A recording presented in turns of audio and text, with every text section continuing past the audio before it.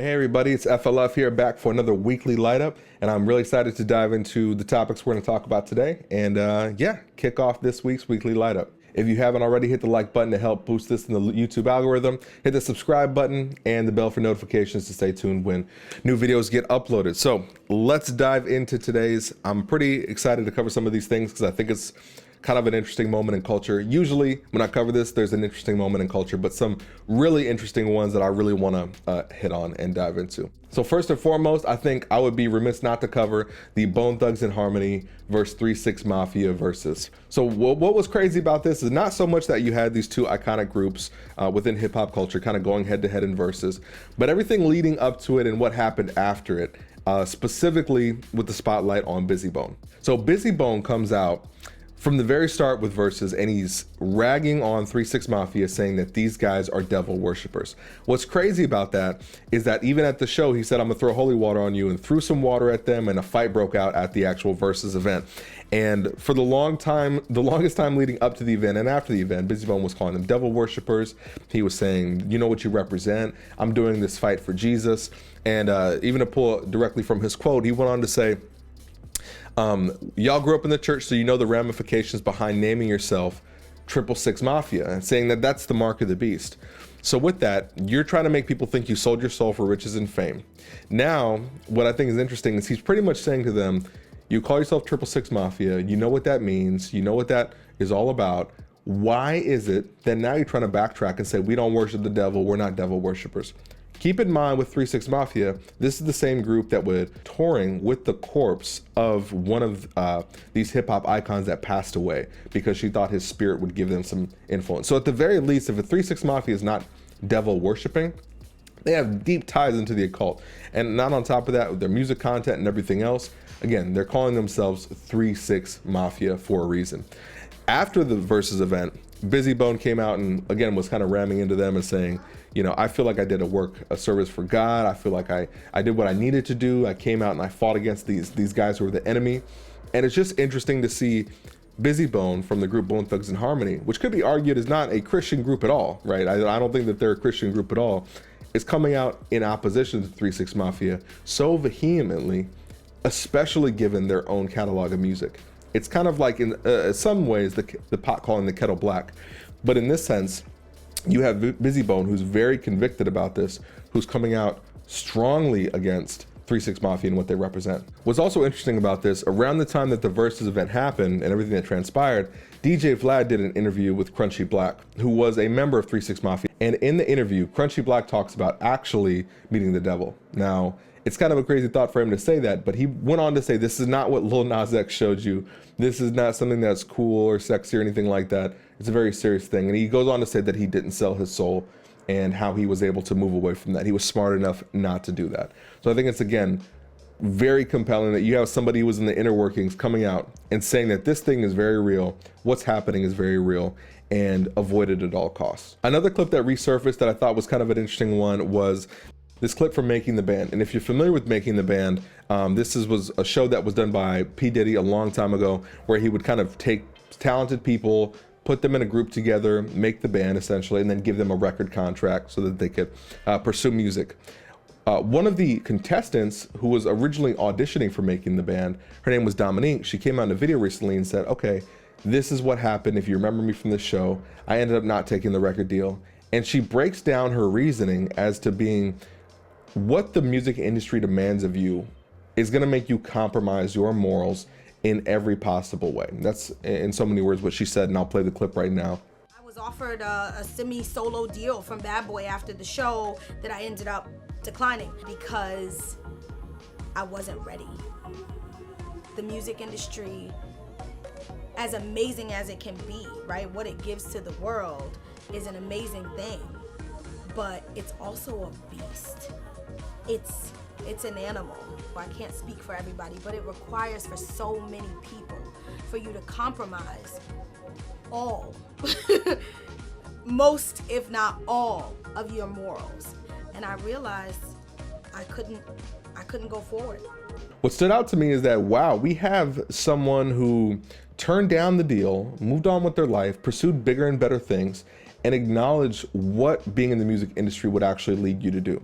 So when I get on this channel and talk about like occult symbolism in the music industry, different things that are going on, when you have artists who come into the industry who are like women, and very particularly women, who come in and they're just kind of like great at singing, they have kind of a cool look, then they get totally hypersexualized, get all their clothes taken off, every interview they're butt naked, and in their music videos they're selling sex, and they're always trying to be sexy, and they're just pushing that and pushing that and pushing that. Or you take an artist like Tupac, for example, who went to Juilliard School of Acting, was profound in everything that he was doing, and then he gets turned into a thug or a gangster who's pushed to the media and then ultimately killed.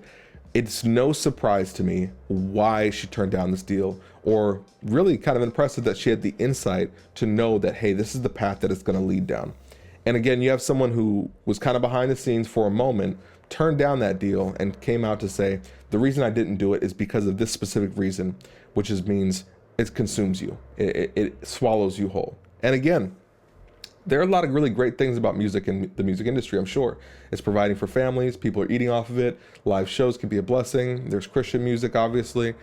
But just the fact that this woman, Dominique, came out and said that is really telling of what I think the overall greater scheme is, and what things really get into when you break it down to the most basic elements. The last thing that I want to touch on in this weekly light up was something that kind of stood out to me a little bit, but it was a French artist named Angela, and it might be Angélie, spelled a little bit differently, but she came out with a song in classic occult fashion called Demons, and the whole video is about her getting possessed by demons. So she's goes in this house of mirrors, she sees all these women who look like her surround her, start grabbing her, and in so many ways possessing her, right? This happens through the entire course of the video. They're grabbing at her, they're pulling at her, trying to take her, it seems like. She's trying to fight against them. There's one guy who's kind of sitting overhead, who's the feature on the song, curating this whole experience. And the summation of it is that he leads all these people to grab her, and then they leave the house of mirrors. Oh, it was just a dream. It was all just part of this illusion. Then she looks at the camera at the very end, and her eyes roll over in this frog-like, weird, demonic-looking possession. Now, we've seen these videos time and time again, so they're not original. Even in the last weekly light up, we talked about Shinsia, about how she had a video where she's dressed like a demon, she kills this guy, offers a heart as like a sacrifice. So it's not an uncommon thing. We see this theme over and over and over, and even calling a song Demons, not surprising. I think it's interesting that the occult symbolism spans not only generations, but also countries. We see it in Jamaica, we see it in the US, and now we're seeing it in France, Europe. I've covered other places as well. But again, it's kind of this interesting thing where at the very end, she's possessed. She walks away possessed. We see something very similar with The Weeknd in his other music video that he did featuring 2 Chainz, where the eyes kind of turn over, they turn reptilian, or they turn into like a frog, and then you have this transformation that happens.